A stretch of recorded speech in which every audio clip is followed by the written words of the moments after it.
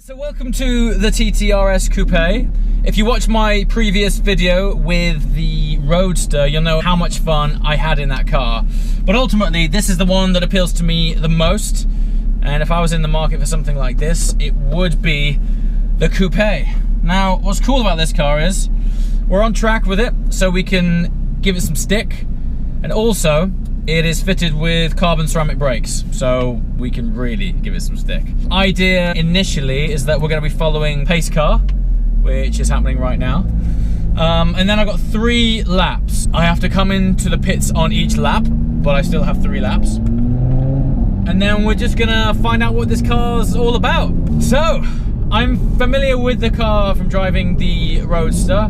We know it's got a great twin clutch gearbox, but we now have uprated brakes and a circuit in which to really play with it and see what it's like under a little bit of pressure. So yeah, without further ado, pace car is going out now. I believe I have Mr. Shmee 150 in front of me. Yeah, all of a sudden, these cars, they come alive when you can really get up them, you know? Now, I think I'm the last person to get in this car today, so I must be aware that it's been fairly well spanked. Although having said that, the bite of these brakes is still completely fine, and tyres don't feel spongy either. So it's still a fairly fair comparison to how a fresh car would be, I think. It feels that way anyway. And I mean, this sounds really good. It sounds such a great car. I mean, it revs to 7,000, so it's not a super high revving car, but equally with it being turbocharged and 5-cylinder, there's plenty of torque. Audi have done a lot towards weight saving on this car. Now, while it's not strictly a track car, it's still more focused than your average TT, and it feels light on its toes. It's around 1,500 kilograms, so you know, not ultra light, but equally not ultra heavy either. And on track, it feels light. It feels nice on its toes. Most importantly, from my experience with Audis, is this doesn't seem to suffer from understeer, which is eternally refreshing.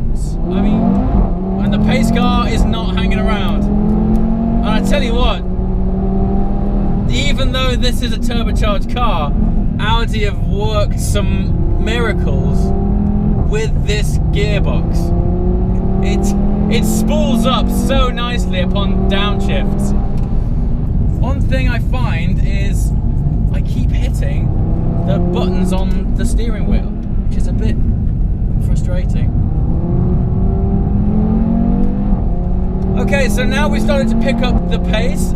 It doesn't so much as understeer as when you get on the throttle, it tends to pull you through the corner. It's not an uncomfortable feeling, but it's definitely dialed in to be a bit safer than if it was to oversteer.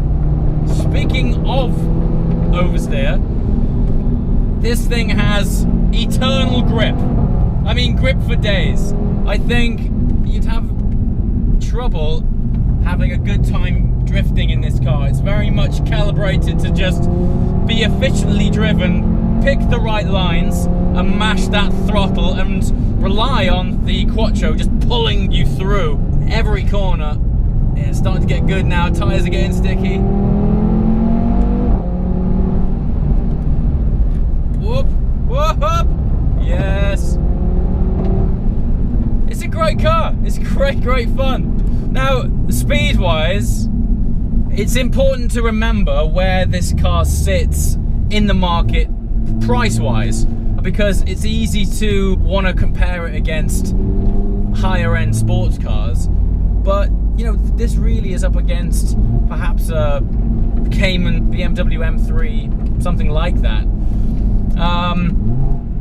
And having driven both of those cars, the performance that this thing offers for the money, performance per pound, is impressive.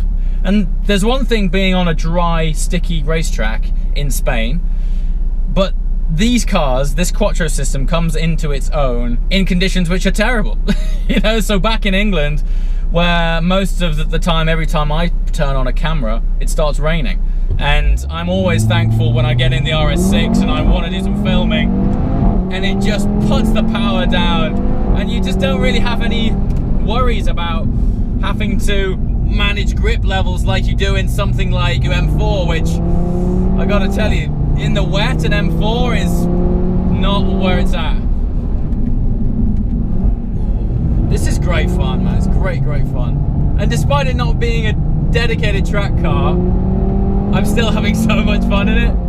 And this is what it's all about, isn't it? You know, when we talk about any car like this, it's all about, does it put a smile on your face? And if it does, you're winning. You're absolutely winning. And to be fair, with the TT RS, you could drive to the track in fast comfort with your beautiful sound system, and then you can have a really good day on track, grip and all, and then drive home again, having had a fun day and a big smile on your face.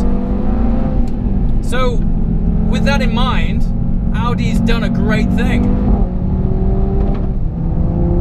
This is my last lap now in the TT RS Coupe. What can I say? There's nothing, you know, I can't be overly critical with it because it's a great car. The last two things to talk about are brakes and turbo lag. Let's start with the brakes on this particular car. These are the optional carbon ceramic upgrades. You know, needless to say, they're fantastic. I haven't had a single bit of fade yet. It's a hot day and I'm giving it some stick and it feels great. I obviously can't speak for the steel rotors, but obviously they aren't going to be as good as these brakes, and you're going to have more unsprung weight. Turbo lag. Now, we're in a modern day turbocharged era, but even with that, there is still a bit more lag than I might have expected from the TT RS.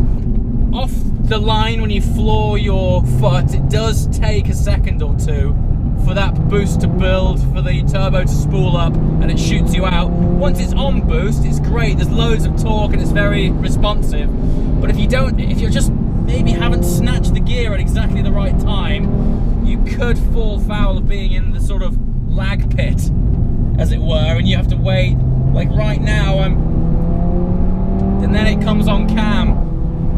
I didn't expect that from such a modern day turbocharged car. And I guess that lastly ties into engine. When this thing is static and you rev it, there's lots of pops and bangs and barbles. But funnily enough, when you drive it under heavy braking or lift off overrun, there's not an ounce of popping, banging, crackling, barbling anywhere. Whether that's right or wrong, I don't know, but my take, you're in a RS performance model Audi, and I think even if it's augmented drama, things like that really add to the feel and excitement of being in a car like this. That was it, man. That was my first drive in the TT RS Coupe, and it was on track, and it was an opportunity to get to absolutely pound that thing. It was spec'd with the optional carbon ceramic brakes, which really helped.